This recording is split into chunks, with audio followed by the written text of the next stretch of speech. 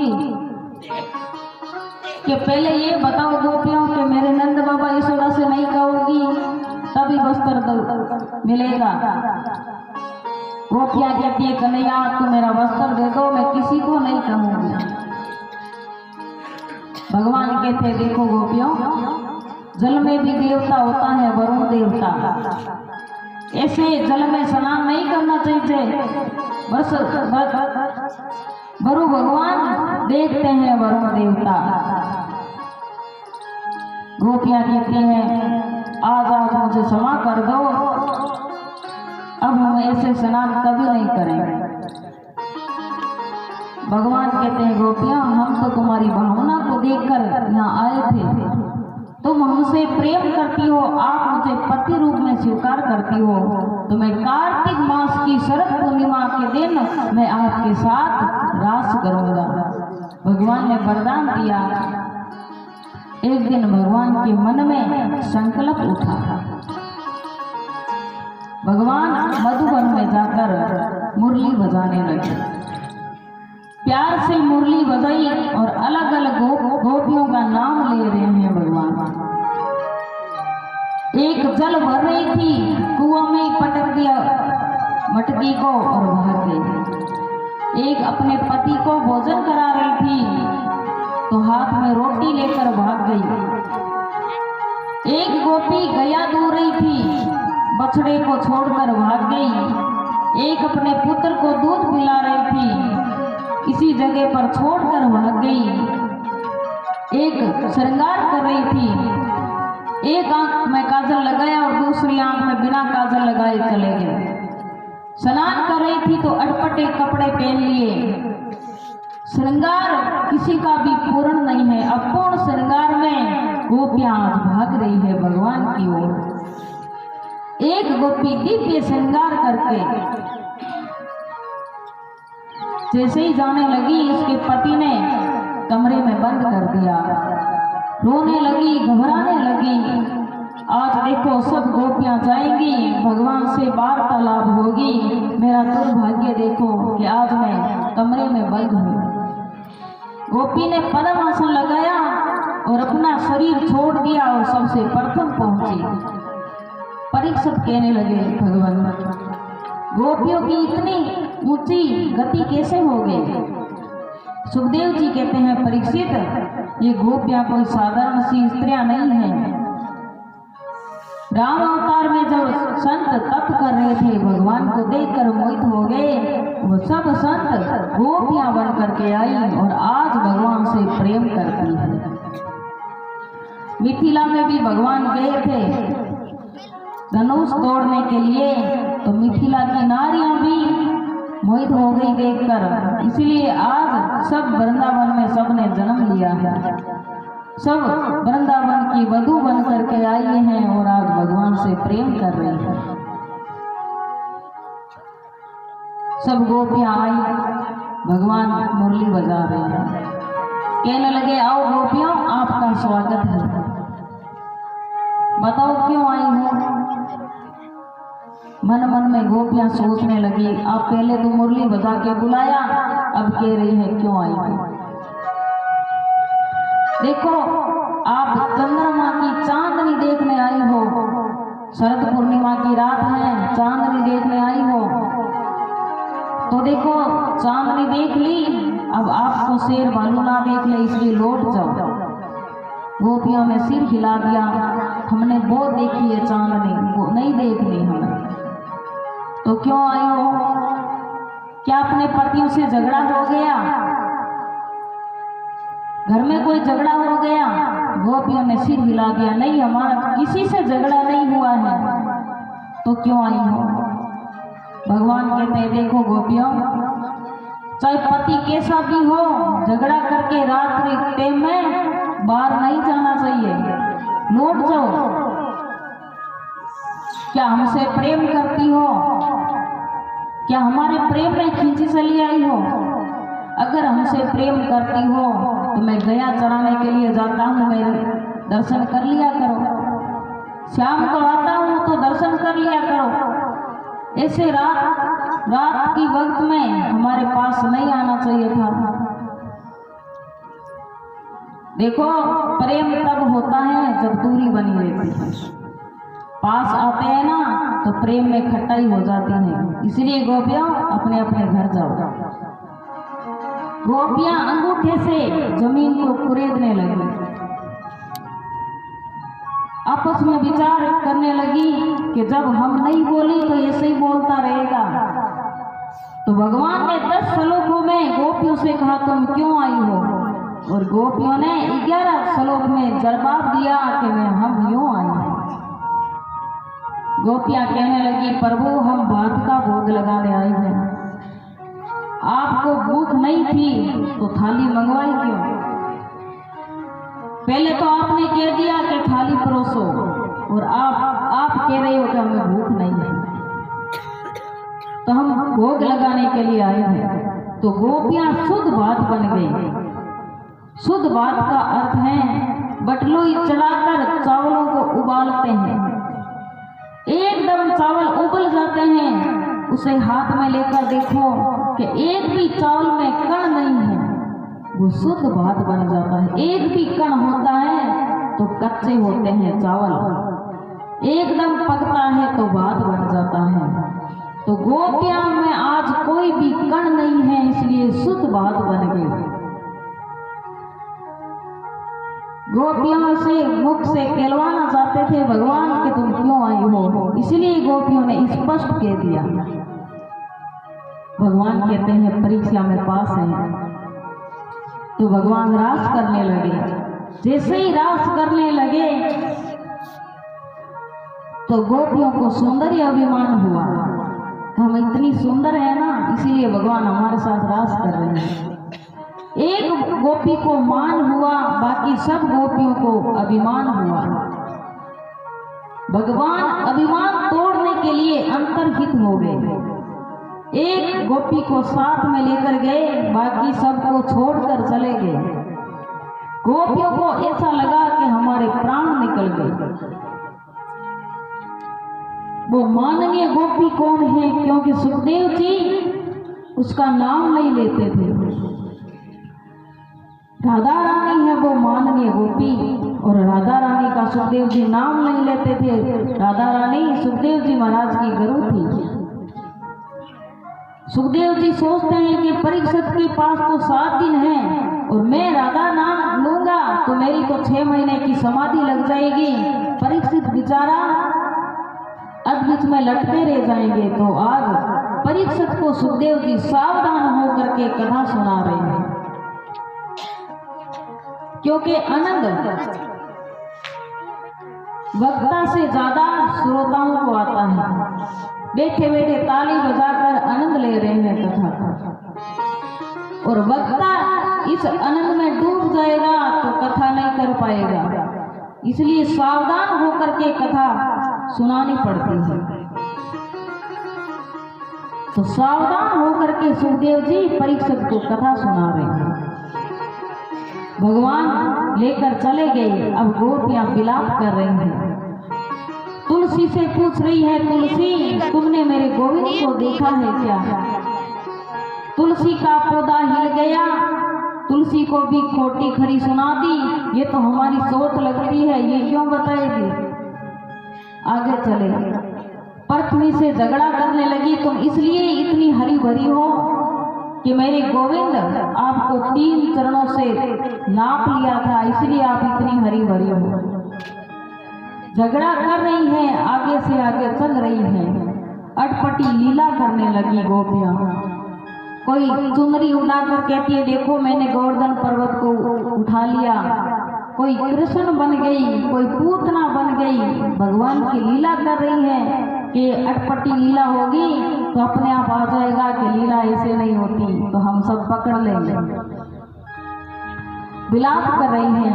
राधा रानी ने सोचा कि मैं सबसे बड़ी हूँ, भगवान हमारे साथ तो है पर इसका मन गोपियों में चिपका हुआ है, इसलिए हमारा प्रेम अधूरा है।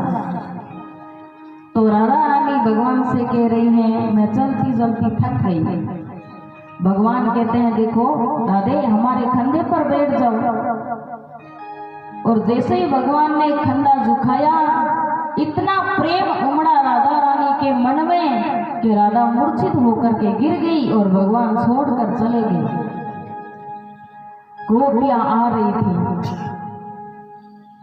राधा रानी को देखा, सावधान किया, यमुना तट पर पहुंच गई और कहती है, गोपियों ने एक गीत गाया कि इस गीत सुनकर के भी नहीं आएगा तो हम सब यमुना में कूद जाएंगे। तो गोपियों ने गीत गाया, सामली सूरत पे मोहन दिल दीवाना हो गया, सामली सूरत पे मोहन दिल दीवाना हो गया, दिल दीवाना हो गया, मेरा दिल दीवाना हो गया, सामली सूरत पे मोहन दिल दीवाना हो गया।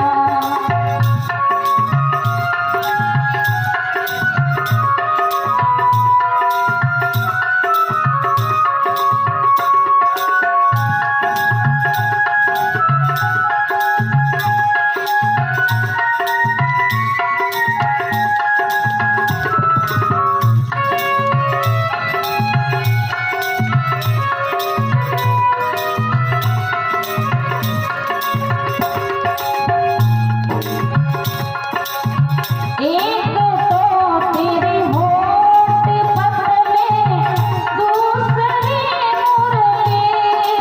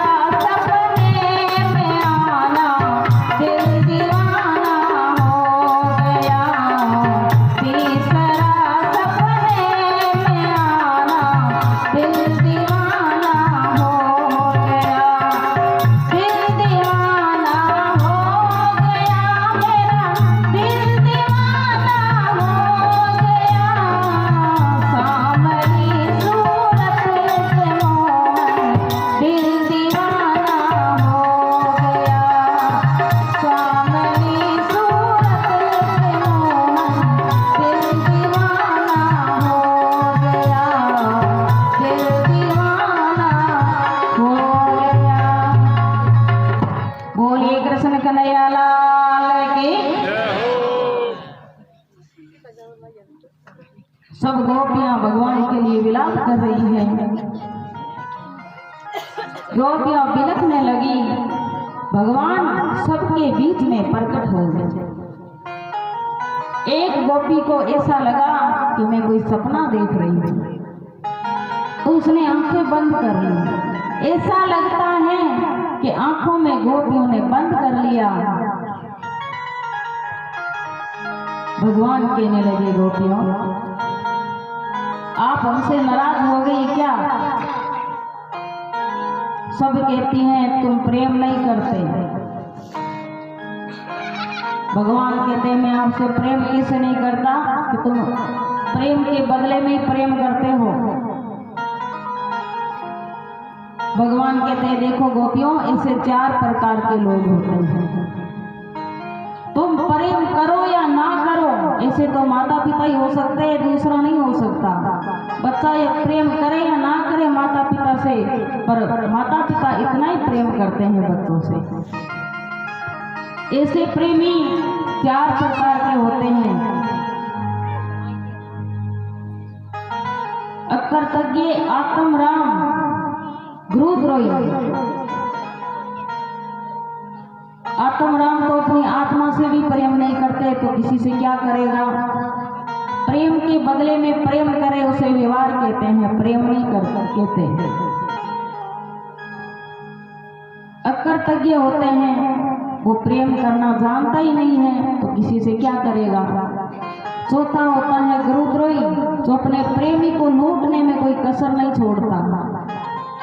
एक गोपी कहती हैं कि कन्हैया हमें चौथे नंबर में ही दिखाई दे रहे हैं। भगवान कहने लगे, अरे गोपियों तुम मुझे गुरुद्रोही समझ रही हो क्या? सब कहने लगी, रोते हुए छोड़कर भाग गए तो ये गुरुद्रोही का लक्षण नहीं तो और क्या? भगवान कहते देखो गोपियों, तुम हमारे लिए तड़प रही थी तो मैं भी आपके विरह में कम नहीं तड़पा। देखो गोपियों, कड़ी धूप तपती है, धूप में तप कर कोई ठंडी छाया में बैठते हैं तो कितना आनंद आता है।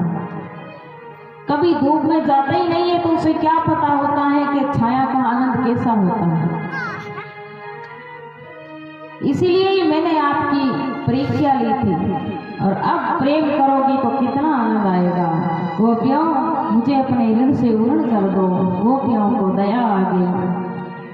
भगवान के साथ रास करने के लिए रास भूमि में गए और भगवान सबके साथ रास कर रहे हैं। शंकर भगवान भी पहुंच गए रास में। भगवान ने पहचान लिया और कहने लगे, आओ मेरे गोपीश्वरनाथ।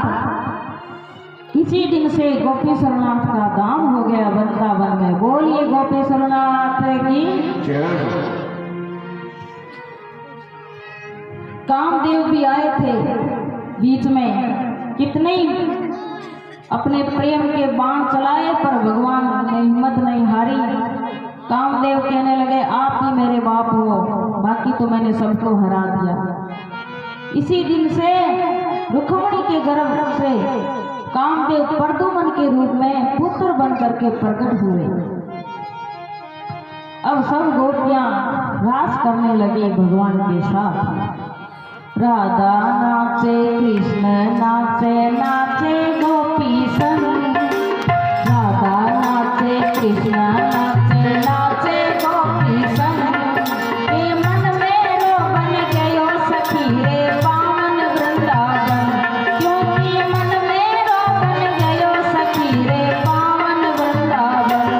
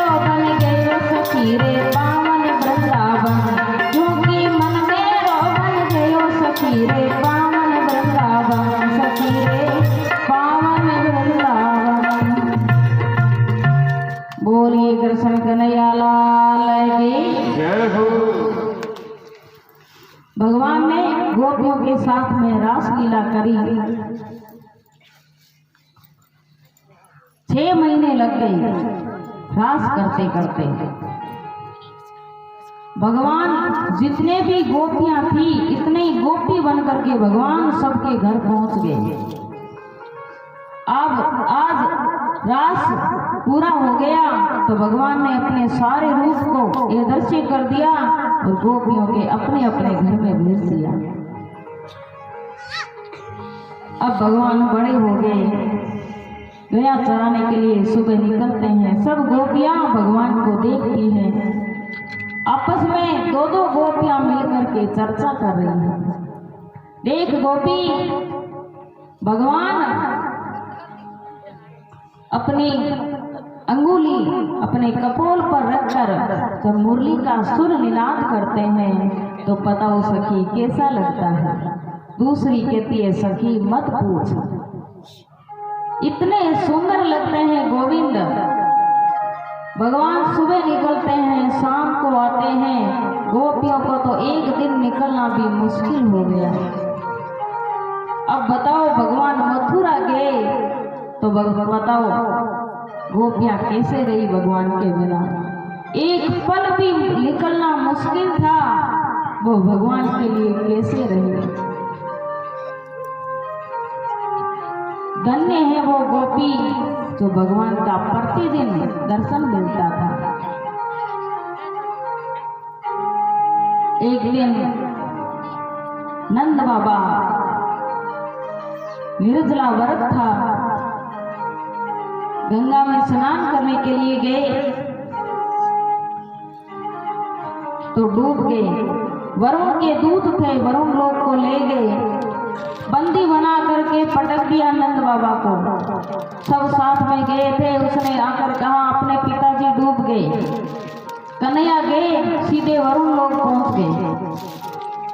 वरुण लोग पहुंचे तो वरुण जी सिंहासन पर बैठे थे। भगवान को आते हुए देखा तो भगवान को प्रणाम किया और अपनी गद्दी पर बैठाया। भगवान कहते हैं हमारे पिताजी को तो बांध कर रखा है और हमारा स्वागत कर रहे हो। वरुण जी कहते हैं ये तुम्हारा पिताजी है? अरे हमारे दूत ऐसे ही पागल हैं। तुरंत बंधन खोल दिया। भगवान नंद बाबा को लेकर बाहर आए। नंद बाबा सबसे वार्तालाप करने लगे। देखो भाई, हमें तो बांध कर रख दिया और कन्हैया के साथ क्या रिश्तेदारी थी, इसका तो बड़ा स्वागत हुआ वरुण लोग में। एक दिन नंद बाबा अंबिका वन में गए। नंद बाबा सो गए। एक अजगर ने आकर नंद बाबा का पैर पकड़ लिया।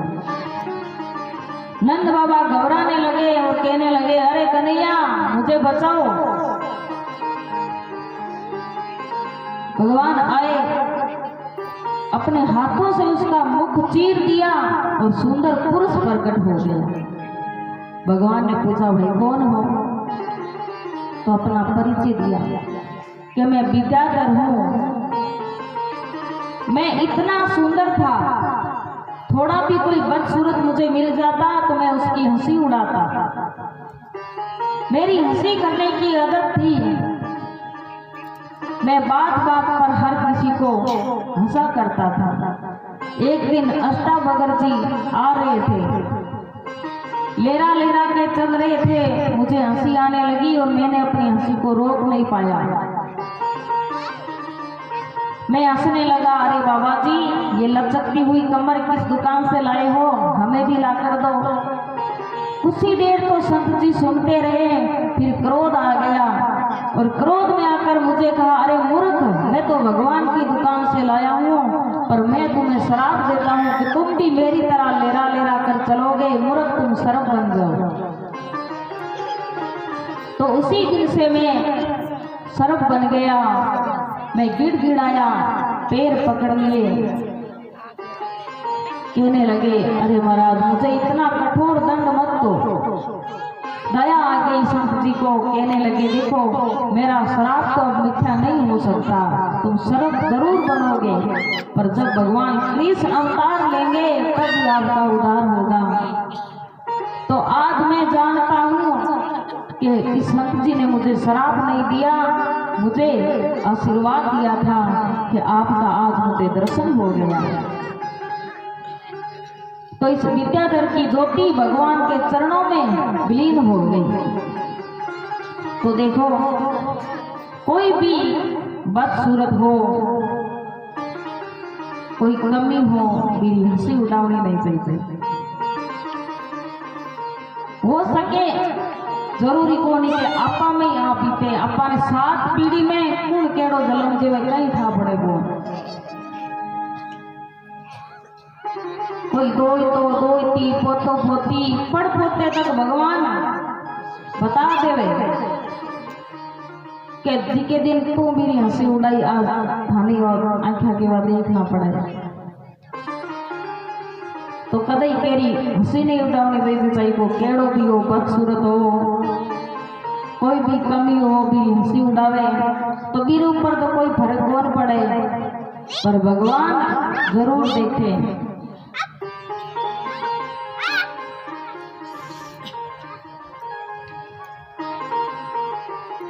एक दिन गोपियों को लेकर भगवान अंबिका वन में गए। संचूड़ नाम के दैत्य ने गोपियों का हरण कर लिया। भगवान ने संचूड़ नाम के दैत्य का वध कर दिया और गोपियों को छुड़ाकर भगवान घर लेकर आए। ऐसी ऐसी लीलाएं भगवान करते रहते थे। भगवान की रास लीला है, ये बहुत ही सुंदर लीला है। जो भी भगवान की रास लीला की कथा सुनते हैं तो भगवान की पराभक्ति प्रदान होती है, भगवान की भक्ति मिलती है। इतनी पावन है ये भगवान की रास लीला। सुखदेव जी तो ज्यादा इस रास लीला के श्लोक गुनगुनाया करते थे, इतना आनंद आता था सुखदेव जी को। भगवान की रास लीला है वो एक पवित्र लीला है, सबसे उत्तम है। जो मन लगा करके इस कथा को सुनता है भव रोग से छूट जाते हैं। और भव रोग का क्या अर्थ है? नित्य जन्म और मरण होता है, वो छूट जाते हैं। ये रासलीला भव रोग की मीठी दवा है। मीठी मीठी दवा देखो, आयुर्वेदिक दवा होती है तो पीने से मुंह भी कड़वा हो जाता है। बीमारी मिटे या ना मिटे उसकी कोई गारंटी नहीं होती। सबसे शुद्ध होती है होम्योपैथिक मीठी मीठी गोली आती है। मीठी मीठी गोली को चूसते जाओ और बीमारी को जड़ से मिटाते जाओ। तो भगवान की जो कथाएं हैं ये मीठी मीठी होम्योपैथिक की दवा है। ये भव रोग की बीमारी मिट जाती है। भगवान के भी ऐसे ऐसे भक्त हुए, भगवान से प्रेम करने वाले। सेन भगत भगवान का कितना बड़ा भक्त था, भगवान की भक्ति करते थे। एक दिन सेन भक्त के घर में संत आए। सेन भक्त संतों की सेवा में लग गए। सेवा में लगे। इसी दिन सेन भक्त की बारी थी, नरक का शीश संवारने के लिए जाना था उसको। संतों की सेवा में लग गए और भूल गया। अब भगवान ने सोचा मेरा भक्त है, नहीं गया तो राजा उसे दंड देगा। भगवान खुद नाई बन करके पहुंच गए। सेन भगत बन करके पहुंच गए। नर्म का शीश जैसे ही संवारा, कोड़ी था, उसके शरीर पर कोड़ थी, सारी कोड़ दूर हो गई। चुपचाप भगवान चले गए। सुबह राजा ने बुलाया, सेन भक्त को बुलाओ। अब सेन भक्त घबरा रहा है कि मैं नहीं गया इसलिए आज मुझे दंड मिलेगा। संतों से प्रार्थना करने लगे। संतों के भी आंखों में आंसू आने लगे, आज हमारी वजह से सेन भक्त को दंड मिलेगा। तो अब क्या करें? संत कहते हैं देखो हिम्मत बांध करके जाओ, भगवान की कृपा होगी तो आपको कोई दंड नहीं मिलेगा। सेन भक्त बार बार संतों के पास आ रहे हैं और रो रहे हैं कि मैं उसे क्या उत्तर दूंगा, मुझे आज दंड मिलेगा। ऐसे करते करते राजा के पास चले गए। राजा कहते हैं मैं तुम्हें क्या दूं, जो आपकी इच्छा है वो हमसे मांग लो। तुमने हमारा शीश संवारा और मेरी सारी कोट दूर हो गई, मेरा शरीर निर्मल हो गया। आपकी क्या इच्छा है? सेन भक्त कहता है राज की लालसा मुझे मत दो, मुझे तो ऐसी कोई इच्छा नहीं है। ये तो आज है और कल नहीं है, ये तो आती जाती माया है, मैं उसका लोभ लेकर क्या करूंगा। राजा सेन भक्त के चरणों में गिर गए, कहने लगे आप मुझे गुरु बना लो, आप मेरे गुरु बन जाओ। तो इसी दिन से राजा नरक ने सेन भक्त को ही गुरु बनाया।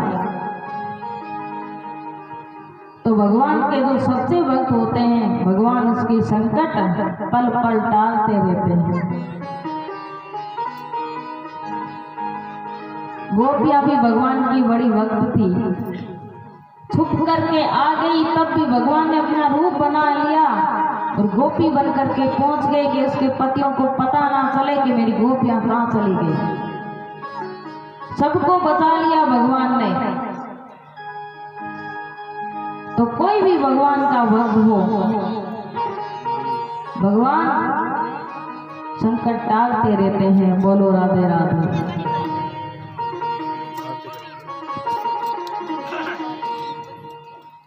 अपने भक्त की आंख में आंसू देख न पाते हैं, कन्हैया दौड़े या